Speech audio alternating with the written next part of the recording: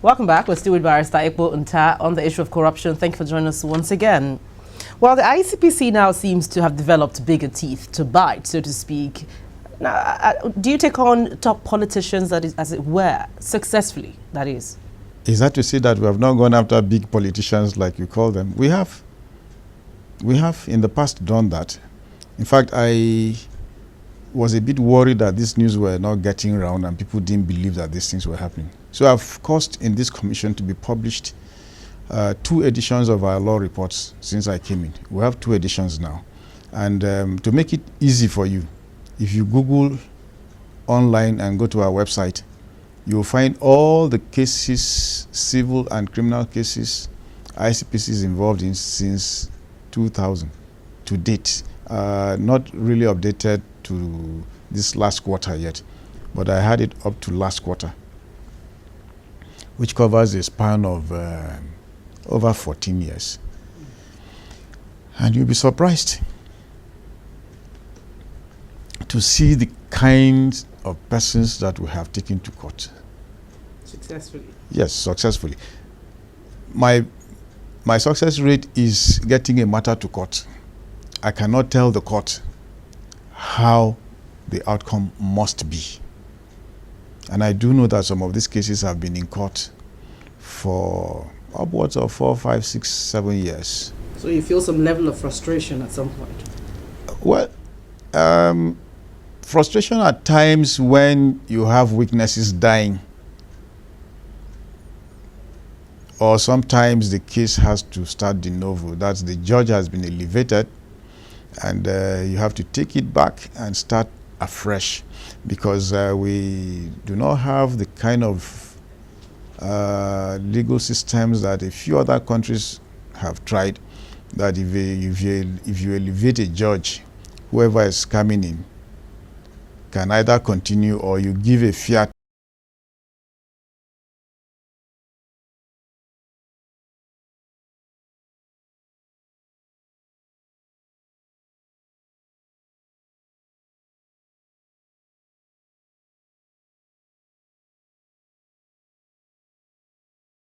Guest percentage happened to fall within the youthful belt.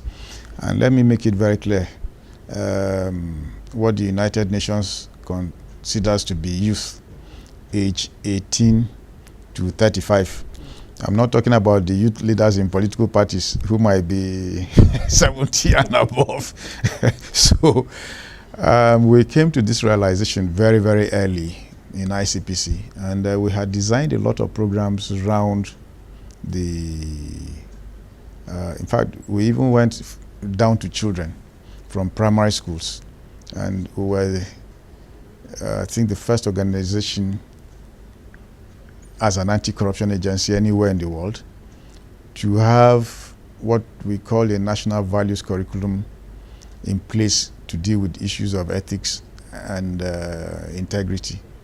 Why I'm saying so is because I attended a session in Vienna 2012, and that was when they were raising the issue of, can't we take this fight to primary schools? And I was very, very proud to be a Nigerian that day. I said, look, we're already there.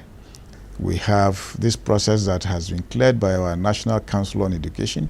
We did that in collaboration with the NERDC, the National Education Research and Development Commission. And it was incorporated in the syllabus of all primary and secondary school subjects. But we went ahead in 2012 to produce the teacher's guide on how to teach those elements. And as I speak to you, we have moved one step forward and introduced this at the university level, known as the ACAD initiative, academic initiative. The University of Calabar has incorporated that successfully in their program. Ibadan is following suit. Benin is coming on. And I know a few other universities have written to us to seek for partnership. And yes, University of Uyo. And we are going to get the United Nations Office on Drugs and Crime to assist most of these universities design anti-corruption processes, because a lot of times we're all talking about corruption, corruption, corruption, and nobody's talking about anti-corruption. Corruption will not discuss on corruption will not change anything. But when we discuss anti-corruption, that's we're now discussing solutions. More specifically now, we understand that the Commission investigated a certain permanent secretary and discovered about 292 million from that. What's the latest on that? I want to thank all those who are putting those stories in the papers. It's not because you want to make me or the Commission look very active, but that is not the way we fight corruption. Because people want to believe what we put out should be true. If I'm putting out such a story, it is only upon arraignment in the court, and a name will be there of the person. So are you really investigating permanent secretaries at the moment? These are part of the workforce. I'm not going to take them as a subset and begin an investigation when there are no petitions against them. Unless I have petitions against anybody, including permanent secretaries, before we begin an investigation. That brings me to the issue of publications. I also woke up one day, I think a couple of months ago, and saw that ICPC puts permanent secretaries on a watch list. And it caused a lot of panic. But what most people don't understand is that I have a retreat every year with federal permanent secretaries. This last Saturday, I was with federal permanent secretaries from 9 a.m. to 3 p.m. Do you enjoy the sensation? Does it make work easy for you? If it is truthful, yes, it makes life easy for us. But if it is not, I have to take pains to contact all the persons that have been accused of that this is not true. And when you will be investigated officially, we will invite you. And I might just as well tell you that the two biggest whistleblowing facilities we've ever had from the civil service actually came from permanent secretaries who, out of the retreat we've had, reported an infraction to us. I'm sure you remember Federal Ministry of Environment. But thank you for your time on Dateline Abuja, Barrister Ekpo Nta.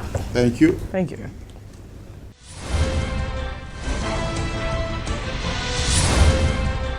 We're thanking you as always for your mails, and please keep them coming using the address and Twitter handle on your screen. And you can also let us know anything happening within your locality, wherever you may be watching across the world. But don't forget, you can view the program on youtube.com/channelsweb/videos. Remember to include your name and where you're writing from. Thank you for watching this week. I'm Gloria Umezuke. See you again.